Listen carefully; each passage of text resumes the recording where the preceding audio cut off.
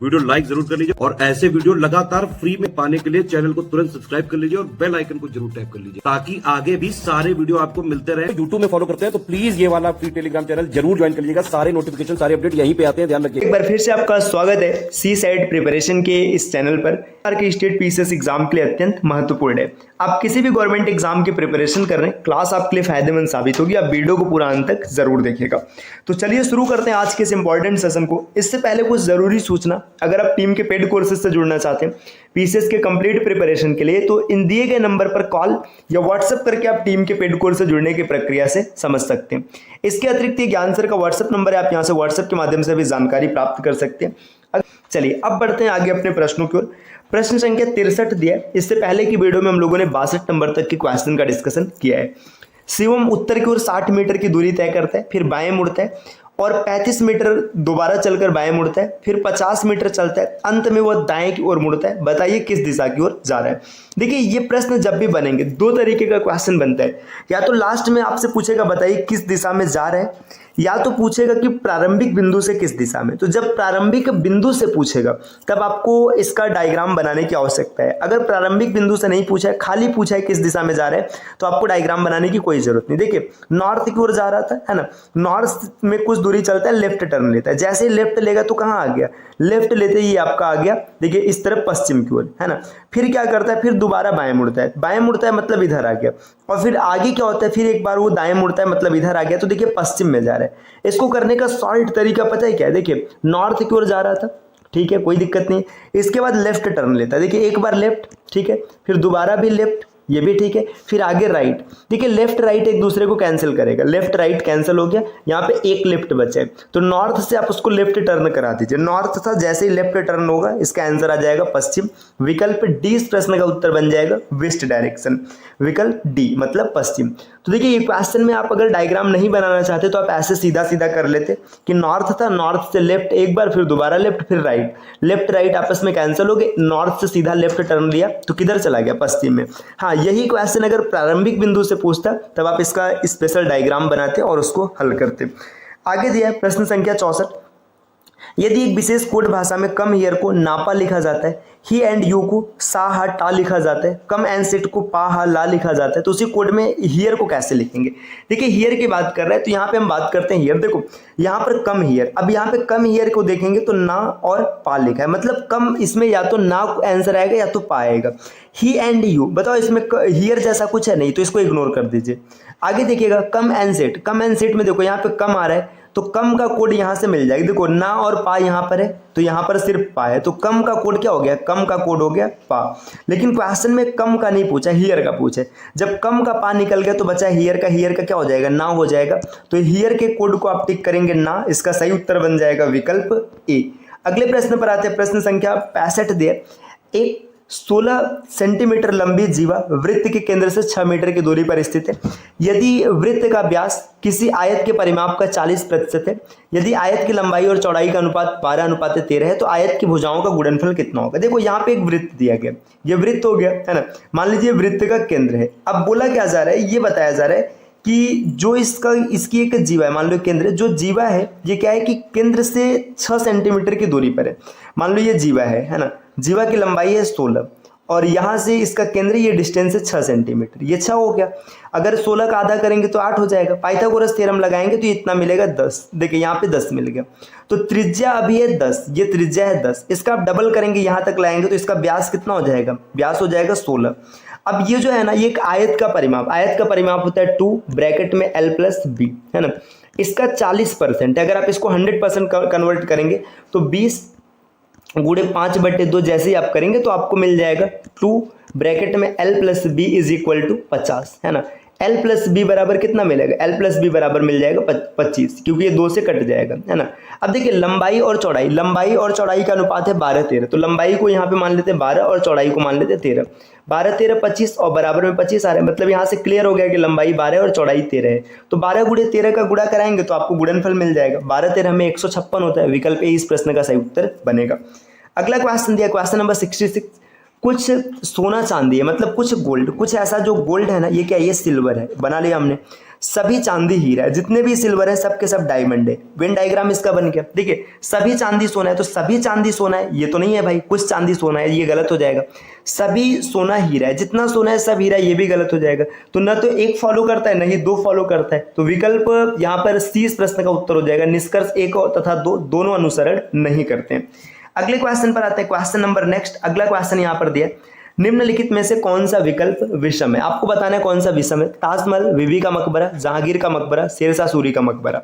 तो भाई ये जीएस का क्वेश्चन है, इसका आंसर क्या होगा आप कमेंट करके बताइएगा, किसमें से ऑड कौन होगा और क्यों होगा। प्रश्न संख्या 68 दिए, इस विशेष श्रृंखला में कौन सा पद गलत है, आपको ये बताना है कौन सा गलत। देखिए बाबर, हुमायूं, अकबर, जहांगीर, औरंगजेब। देखिए बाबर का पुत्र हुमायूं, हुमायूं का पुत्र अकबर, अकबर का पुत्र जहांगीर। अब जहांगीर का पुत्र औरंगजेब नहीं है, तो औरंगजेब नहीं है, तो यहाँ पे औरंगजेब सबसे अलग हो जाएगा। विकल्प सी इस प्रश्न का उत्तर बनेगा। अगले क्वेश्चन पर आते हैं, प्रश्न संख्या 69 दिया, एक भागफल भाजक का 22 गुना और शेष फल का मान भागफल भाजक के 2 गुने से 7 कम है। यदि भागफल 110 है तो भाज्य कितना होगा। बड़ा ही आसान सा क्वेश्चन है, आपने कभी ना कभी जरूर पढ़ा होगा, ऐसे देखा होगा। ये भाज्य होता है, बहुत बेसिक से इसका बना रहे हैं। भाज्य के बाद यहाँ पर होता है भाजक और यहाँ पर होता है भागफल, है ना, और नीचे होता है शेष फल।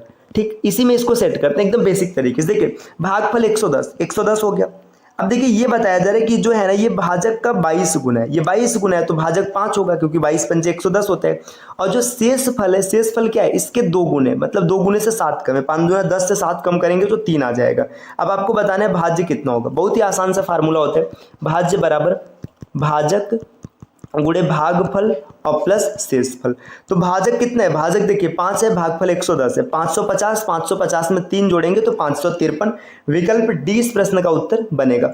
नेक्स्ट अगले क्वेश्चन पर आते हैं, क्वेश्चन नंबर 70 दिया, किसी सांकेतिक भाषा में ब्रदर का कोड इस प्रकार से, तो आपको बताना है कि ड्रॉट का को कैसे लिखा जाएगा, ड्रॉट का कोड क्या होगा। देखिए जब कभी भी कोडिंग डिकोडिंग के क्वेश्चन मिलेंगे ना, तो लेटर्स का आपको प्लेस वैल्यू सबसे पहले लिखना। बी की प्लेस वैल्यू है 2, आर की प्लेस वैल्यू है 18, ओ की प्लेस वैल्यू है 15।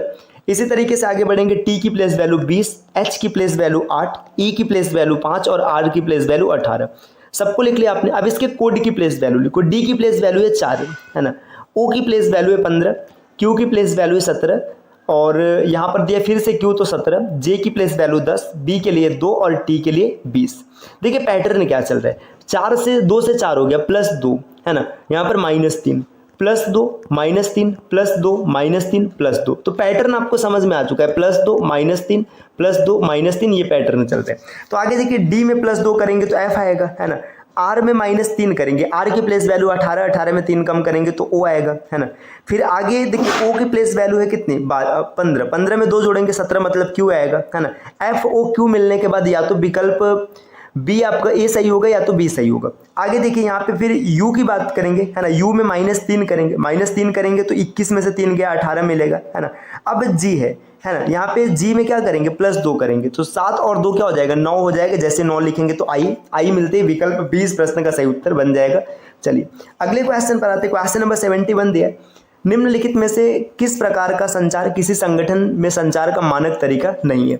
विच of the following types of communication is not the standard way of communication in an organization. अगर ऑर्गेनाइजेशन की बात करेंगे तो अपवर्ड बिल्कुल सही है, डाउनवर्ड ये भी सही है, डायगोनल ये भी सही, लेकिन जो कर्व्ड कम्युनिकेशन होता है ये गलत है, तो विकल्प डी इस प्रश्न का उत्तर बनेगा। नेक्स्ट अगला क्वेश्चन दिया, निम्नलिखित में से सही कथन का चयन कीजिए। नियोजन संप्रेषण प्रक्रिया का एक अभिन्न अंग है। संप्रेषण प्रक्रिया के दौरान शोर को पूरी तरह से टाला नहीं जा सकता है। एनकोडिंग और डिकोडिंग दोनों ही भावनाओं से प्रभावित होते हैं। उपर्युक्त सभी। आपको बताना है इसमें से कौन सही है। देखिए planning is an internal part of the communication process, बिल्कुल सही है, planning internal part integral part है, माफ कीजिएगा मैं इंटरनल बोल रहा हूँ, है ना। आगे दिया noise can not be completely avoided during the communication process, ये भी बात सही है। अब कम्युनिकेशन होगा तो नॉइज भी आएगा। Both encoding and decoding are influenced by the emotions, ये भी सही है। तो विकल्प इसमें पहला दूसरा तीसरा तीनों सही, तो इसका आंसर हो जाएगा ऑल ऑफ द अबव, विकल्प डी। अगले क्वेश्चन पर आते हैं, क्वेश्चन नंबर 73 दिया है, एक कंपनी के प्रबंधक के रूप में किसी भी व्यक्ति को निम्नलिखित में से किससे बचना चाहिए। As a manager of a company one should avoid which of the following. अगर आप एक कंपनी के मैनेजर है तो आपको किससे बचना चाहिए। पहला पॉइंट है कंपनी की वर्तमान स्थिति और भविष्य की संभावनाओं के बारे में अपने अधीनस्थों को अवगत कराना, है ना। Making aware his subordinates regarding the present status and future prospects of the company. तो इससे तो बचना नहीं चाहिए भाई, इससे तो मतलब सही बात है, करना पड़ेगा।